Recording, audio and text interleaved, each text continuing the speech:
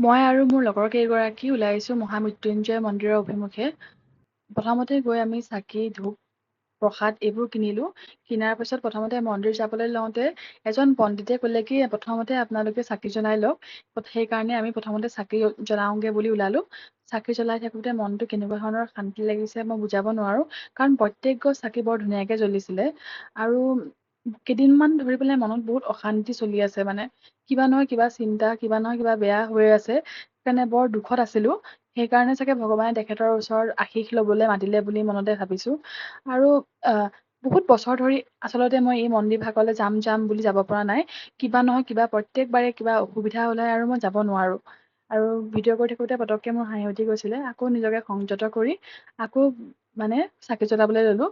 চাকি জ্বলালোঁ, ধূপো জ্বলালোঁ। তাৰপিছত তেখেতৰ স্তুতি কৰিলোঁ। আৰু তেখেতৰ মন্ত্ৰ যিভাগ মহামৃত্যুঞ্জয় মন্ত্ৰ, ওম ত্ৰ্যম্বকম যজামহে সুগন্ধিম পুষ্টিবৰ্ধনম উৰ্বাৰুকমিব বন্ধনাৎ মৃত্যুমোক্ষীমামৃতাৎ জপ কৰিলোঁ। জপ কৰাৰ পিছত যেতিয়া আমি মন্দিৰৰ অভিমুখে আকৌ যাবলৈ ল'লোঁ, তেতিয়া গম পালোঁ যে এতিয়া আৰতি হ'ব। আৰতি হ'ব বুলি শুনি পেলাই মনটোতো আৰু ভালেই লাগিলে। কাৰণ ইমান এখন ডাঙৰ স্থানৰ, ইমান এটা ডাঙৰ মন্দিৰৰ যদি আৰতি পাওঁ, কিমান মানে ভাল লাগিব পাৰে মই বুজাব নোৱাৰোঁ। আৰু মানে পৰিৱেশটো বহুত ধুনীয়া কৰি পেলাইছিলে। আৰতিভাগ যোনে মানে পাইছে তেখেতসকলে গম পাবই। বহুত মনটো ভাল লাগিলে। মই সেইটো সময়ত মানে বুজাব নোৱাৰোঁ কেনেকুৱা অনুভূতি।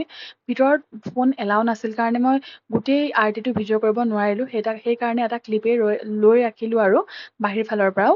আৰু এটা মানে জনবিশ্বাস যে অহাৰ টাইমত বা তাত গৈ কোনোবাই যদি এনেকৈ ৰছী বান্ধি আহে তেতিয়াহ'লে তেখেতসকলৰ মনৰ আশা, মনৰ বাঞ্ছা পূৰণ হয়। গতিকে ময়ো বান্ধিলোঁ। আকৌ অহাৰ মানে প্ৰতিশ্ৰুতিৰে তেখেতে আকৌ যাতে মাতে সেইটো আকৌ প্ৰাৰ্থনা কৰি প্ৰভু মহাদেৱৰ ওচৰৰ পৰা আমি ৰুমলৈ বুলি বিদায় ল'লোঁ।